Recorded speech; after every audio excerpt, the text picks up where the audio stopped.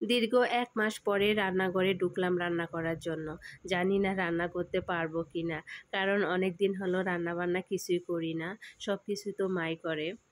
Hello everyone, আসসালামু আলাইকুম। সবাই কেমন আছেন? আশা করি সবাই ভালো আছেন।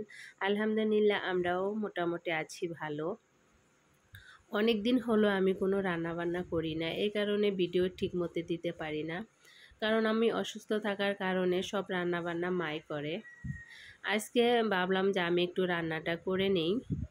কারণ অনেক দিন হলো যেহেতু রান্নাবান্না করি না, মনে হয় রান্নাটা ভুলেই গিয়েছি। যাই হোক, আমি ভিডিওটা দুপুরবেলা থেকে শুরু করে দিয়েছি।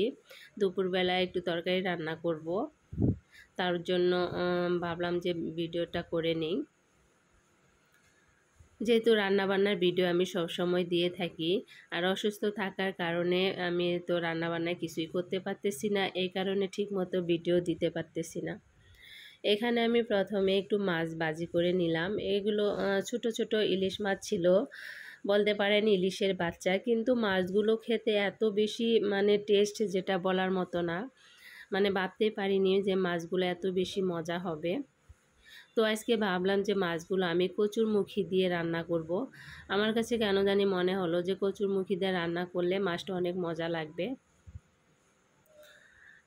এখানে প্রথমে কাঁচা মরিচ পেঁয়াজটা ভালো করে ভাজি করে নিয়ে তারপরে যে শুকনো মশলাগুলো সব দিয়ে দিলাম।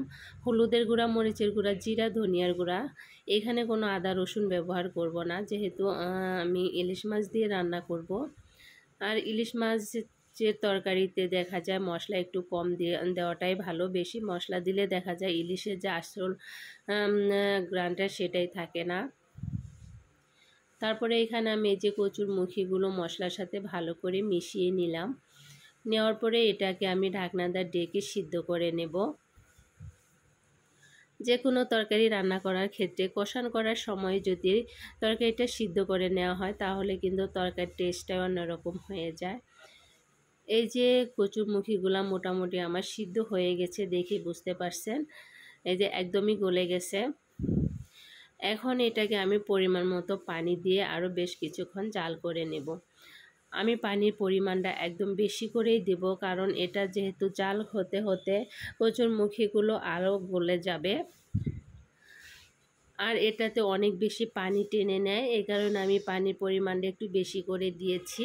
সাথে এখানে মাছগুলো দিয়ে দিলাম, দিয়ে ঢাকনাটা ঢেকে বেশ কিছুক্ষণ এটাকে রান্না করে নেব। সবাই সম্পূর্ণ ভিডিওটা দেখার চেষ্টা করবেন। ভালো লাগলে অবশ্যই লাইক, কমেন্ট, শেয়ার করে দেবেন। আর এপাশে দুপুরবেলা তিশা এখানে জাম্বুরা ভর্তা করতেছিল। আর এই দুপুরবেলা রোদের মধ্যে এরকম একটু টক টক ঝাল মিষ্টি খেতে কিন্তু ভালোই লাগে। এখানে ও শুকনো মরিচ লবণ দিয়ে ভালো করে চটকে নিতেছে, তারপরে জাম্বুরাগুলো মেখে নেব। যেহেতু আমার শ্বশুরের হালকা একটু জ্বর আসছে, কারণ ওনার নাকি কোনো কিছু খেতে ভালো লাগতেছে না, এই কারণে একটু জাম্বুরা ভর্তা করে দিচ্ছে। আর ভর্তাটা অনেক বেশি মজা হয়েছিল।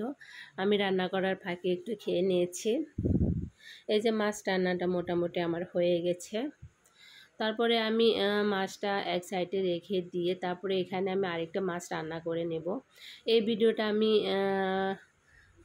রাতের বেলা করেছিলাম, কারণ যেহেতু রাতের বেলা মাছ আনা হয়েছিল, ট্যাংরা মাছ। তারপরে আমার মা বলল যে মাছটা একটু ভুনা করে নাও। তারপরে এখানে আমি কিছু ট্যাংরা মাছ নিয়েছি ভুনা করার জন্য। ওই তরকারিটা আমি দুপুরবেলা রান্না করেছিলাম, আর রাতের বেলায় আমি এই তরকারিটা রান্না করে নিলাম। এখানে আমি কাঁচামরিচ, পেঁয়াজ, একটু আদা রসুন বাটা দিয়ে খুব ভালো করে মশলাটাকে ভাজি করে নিয়ে এখন এই যে শুকনো মশলাগুলো সব আমি অ্যাড করে দিতেছি। মশলাটা ভালো করে কষান করে নিয়ে তারপরে এখানে আমি মাছগুলো দিয়ে দিব। দেখা যায় আমাদের বাড়িতে টাটকা মাছ আনার পরে সাথে সাথে রান্না করতে হয়, এটা আমি সব ভিডিওতে বলে থাকি। যেহেতু মাছগুলো একদমই রাত্রেবেলা নিয়ে আসছিল, তার জন্য মা তাড়াহুড়া করে কিছু মাছ কেটে দিয়েছে রান্না করার জন্য, আর বাকি সব মাছগুলো ফ্রিজে রেখে দিয়েছে, সকালবেলা কাটবে এই কারণে। আর রাত্রেবেলায় ভিডিও করতে গেলে দেখা যায় যে একটু অন্ধকার অন্ধকার কালো কালো হয়ে যায়, এই কারণে মানে রাত্রেবেলা আমি খুব কম ভিডিওটা করি। এই যে আজকে করেছি, দেখেন কীরকম একটু কালো কালো দেখা যাচ্ছে। আর মাছগুলো এত বেশি মজার ছিল, যেহেতু একদম আমাদের পাশে বাসায় এক পুকুরে মাছ মারছিল। সেখান থেকে রাত্রেবেলা ফোন করা হয়েছে যে মাছ নেবে কিনা। পরে আমার শাশুড়ি মা যে মাছগুলো নিয়ে আসছে, মাছটা বোনা করে নেব। নেওয়ার পরে এখানে আমি কিছু ডাউলের বড়া ভেজে নেব, কারণ মাছটা রান্না করার কোনো কথাই ছিল না, যেহেতু মাছ নিয়ে আসছে এই কারণে রান্না করলাম একটু। মাছটা রান্না করা আমার হয়ে গেছে, তারপর আমি বাটিতে বেড়ে নিচ্ছি। আর এখানে কিছু আমি এই যে পেঁয়াজু ভাজি করে নেব। এটা এই যে গরম গরম ভাতের সাথে খেলে কিন্তু অনেক বেশি ভালো লাগে।